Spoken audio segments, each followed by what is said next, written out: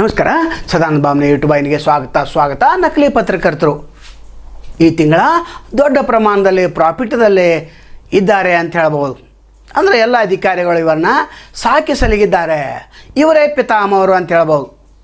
ಒಂದೊಂದು ತಾಲೂಕಿನಲ್ಲಿ 200 ಪತ್ರಕರ್ತರಿದ್ದರೆ ಅದರಲ್ಲಿ 195 ನಕಲಿ ಪತ್ರಕರ್ತರಿರ್ತಾರೆ. ಕೇವಲ 5 ಜನ ಅಷ್ಟೇ ಅಸಲಿ ಇರ್ತಾರೆ. ಹಾಗಾದರೆ ಇವರನ್ನು ಸಾಕಿದವರು ಯಾರು ಅಂತಂದರೆ ಅಧಿಕಾರಿಗಳು, ಭ್ರಷ್ಟ ಅಧಿಕಾರಿಗಳೇ ಇವರನ್ನು ಸಾಕಿದ್ದಾರೆ.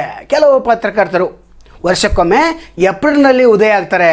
ಯಾಕಂದರೆ ಎಲ್ಲ ಸರ್ಕಾರದ ಬಿಲ್ಗಳು ಪಾಸಾಗಿರ್ತವೆ.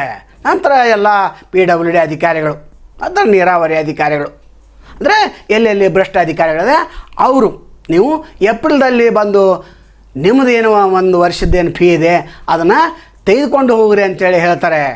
ಅದನ್ನು ತಮ್ಮ ಕಂಪ್ಯೂಟರ್ದಲ್ಲಿ ಫೀಡ್ ಮಾಡಿರ್ತಾರೆ.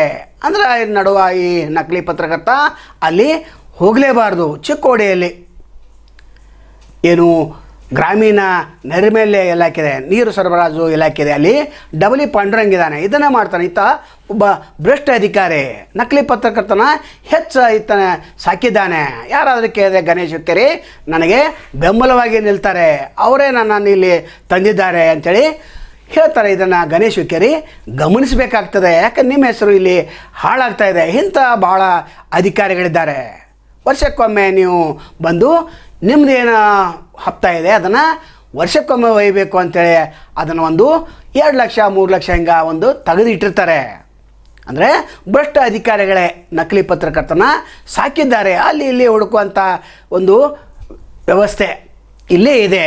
ಎಲ್ಲಿ ಹುಡುಕಬಾರ್ದು. ಅಧಿಕಾರಿಗಳೇ ಇವರನ್ನು ಸಾಕಿ ಸಲಹಿದ್ದಾರೆ. ತಮಗೆ ಯಾವಾಗ ಸಂಕಟ ಬರ್ತದೆ ಆವಾಗ ಇವರನ್ನು ಮುಂದೆ ಬಿಡ್ತಾರೆ. ಈ ಪತ್ರಕರ್ತರು ಏನು ಮಾಡ್ತಾರೆ ಅಂತಂದರೆ ವಾರಪತ್ರಿಕೆ ಹಿಡ್ಕೊಂಡು 6 ತಿಂಗಳ ಅದನ್ನೇ ಬಗಲಲ್ಲಿ ಇಟ್ಕೊಂಡು ಚೀಲಲ್ಲಿ ಇಟ್ಕೊಂಡು ಕಚೇರಿ ಅಡ್ಡಾಡ್ತಾರೆ. ನಂತರ ಅಧಿಕಾರಿಗಳೇನು ಹೇಳ್ತಾರೆ, ನಾವು ಅಸಲಿ ಯಾರು ನಕಲಿ ಯಾರು ಕಂಡುಹಿಡಲಿಕ್ಕೆ ನಮಗೆ ಟೈಮ್ ಇಲ್ಲ ಅಂತ ಹೇಳ್ತಾರೆ. ಆದರೆ ಇದು ಶುದ್ಧ ಸುಳ್ಳು. ತಾವು ಭ್ರಷ್ಟಾಚಾರ ಮಾಡಿರ್ತಾರೆ. ಇದನ್ನು ಮುಚ್ಚಿ ಹಾಕಬೇಕಾಗಿದೆ. ಪ್ರತಿ ಏಪ್ರಿಲ್ ತಿಂಗಳಲ್ಲಿ ಡಬಲ್ ನಕಲಿ ಪತ್ರಕರ್ತರು ಹುಟ್ಟಿಕೊಳ್ತಾ ಇದ್ದಾರೆ.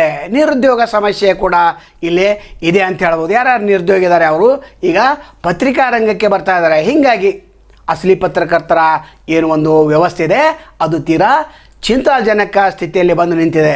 ಎಲ್ಲ ಎಲ್ಲಿ ಹೋದರೂ ನಕಲಿ ಪತ್ರಕರ್ತರೆ ನಿಮಗೆ ಕಚೇರಿಯಲ್ಲಿ ನೋಡಲಿಕ್ಕೆ ಸಿಗ್ತಾರೆ. ಯಾರಾದರೂ ಒಬ್ಬ ಅಸಲಿ ಪತ್ರಕರ್ತ ಕಚೇರಿಗೆ ಏನಾದರೂ ಡಾಕ್ಯುಮೆಂಟ ಅಥವಾ ಏನಾದರೂ ಇನ್ಫಾರ್ಮೇಷನ್ ಬೇಕಂತೇಳಿ ಹೋದರೆ ಆತು ಕೂಡ ಅಲ್ಲಿ ನಕಲಿಯಾಗಿಯೇ ಹೊರಗೆ ಬರಬೇಕು ಅಂಥ ಪರಿಸ್ಥಿತಿ ಇದೆ. ಇದನ್ನು ಜಿಲ್ಲಾಧಿಕಾರಿ ಗಮನಿಸಬೇಕಾಗ್ತದೆ. ಯಾಕಂದ್ರೆ ನಿಮ್ಮ ಕೈ ಕೆಳಗೆ ಅಧಿಕಾರಿಗಳಿರ್ತಾರೆ. ಇವರಿಗೆ ನೀವು ಬುದ್ಧಿವಾದ ಹೇಳಬೇಕಾಗ್ತದೆ. ಯಾರು ನಕಲಿ ಯಾರು ಅಸಲಿ ನಿಮ್ಮ ಹಿಡಿತದಲ್ಲೇ ಇದೆ. ನೀವು ಅವರಿಗೆ ವಾರ್ನಿಂಗ್ ಕೊಡೋದಿಲ್ಲ. ನಂತರ ಕೆಲವು ಅಧಿಕಾರಿಗಳು ಕಂಪ್ಯೂಟರ್ದಲ್ಲಿ ನಮೂದು ಮಾಡಿರ್ತಾರೆ. ನಿಮ್ಮದು ಇಷ್ಟು ನಾವು ಹೋದ ವರ್ಷ ಕೊಟ್ಟಿದ್ದೇವೆ, ಈ ವರ್ಷ ಇಷ್ಟೇ ಕೊಡ್ತೇವೆ ಅಂತೇಳಿ ಹೇಳ್ತಾರೆ. ಕೆಲವರು 50 ರೂಪಾಯಿ ತೆಗೆದುಕೊಂಡು ಬರ್ತಾಯಿದ್ದಾರೆ, ಕೆಲವೊಂದು 100 ರೂಪಾಯಿ ತೆಗೆದುಕೊಂಡು ಬರ್ತಾಯಿದ್ದಾರೆ. ಹೀಗಾಗಿ ಪತ್ರಿಕಾರಂಗ ಇವತ್ತು ಹದಗೆಟ್ಟು ಹೈದರಾಬಾದಿಗಿದೆ. ಇಂಥ ನಕಲಿ ಪತ್ರಕರ್ತರಿಂದಲೇ ಪತ್ರಿಕಾರಂಗಕ್ಕೆ ಕೆಟ್ಟ ಹೆಸರು ಬಂದಿದೆ. SP ಅವರು ಮನವಿ ತೆಗೆದುಕೊಳ್ತಾರೆ. ಆದರೆ ಅವರು ಕೂಡ ಆಯಾ ಇಲಾಖೆ PSIಗೆ CPIಗೆ ತಿಳಿಸೋದೇನಿಲ್ಲ. ನಂತರ ತಿಳಿಸಿದ್ರು ಕೂಡ ಇವರು ನಮಗೆ ಯಾಕೆ ಊರು ಸಹ ಬರಬೇಕಂತೇಳಿ ಇವರು ಕೂಡ ಸುಮ್ಮನೆ ಆಗ್ತಾ ಇದ್ದಾರೆ. ಅಂದರೆ ಅಧಿಕಾರಿಗಳೇ ನಕಲಿ ಪತ್ರಕರ್ತನ ಹೆಚ್ಚಾಗಿ ಸಾಕಿದ್ದಾರೆ. ಇವರ ಪಿತಾಮಹರು. ವರ್ಷಕ್ಕೊಮ್ಮೆ ಬಂದು ಇವರು ತೆಗೆದುಕೊಂಡು ಹೋದರೆ ಮುಂದಿನ ವರ್ಷಕ್ಕೆ ಇವರು ಬರ್ತಾರೆ. ಅಂದರೆ ನಕಲಿ ಪತ್ರಕರ್ತರು ಏಪ್ರಿಲ್ ತಿಂಗಳಲ್ಲಿ ದೊಡ್ಡ ಪ್ರಮಾಣದಲ್ಲಿ ಹುಟ್ಟಿಕೊಳ್ತಾ ಇದ್ದಾರೆ.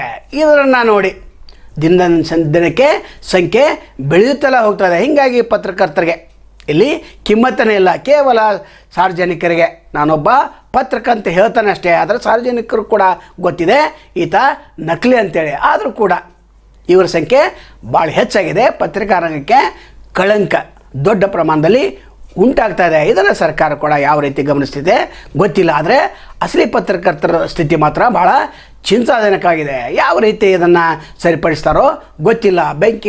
ಬೆಕ್ಕಿಗೆ ಗಂಟೆ ಕಟ್ಟುವರು ಯಾರು ಅನ್ನುವಂಥ ಪರಿಸ್ಥಿತಿ ನಿರ್ಮಾಣ ಆಗಿದೆ. ಅಂದರೆ ಅಧಿಕಾರಿಗಳೇ ನಕಲಿ ಪತ್ರಕರ್ತನ ಬೆಳೆಸಿದ್ದಾರೆ. ನಾವು ತಮ್ಮನ್ನು ಭೇಟಿ ಆಗ್ತೇವೆ. ಅಲ್ಲಿವರೆಗೆ ಎಲ್ಲಿ ಶುಭಾಗಲಿ. ನಮಸ್ಕಾರ.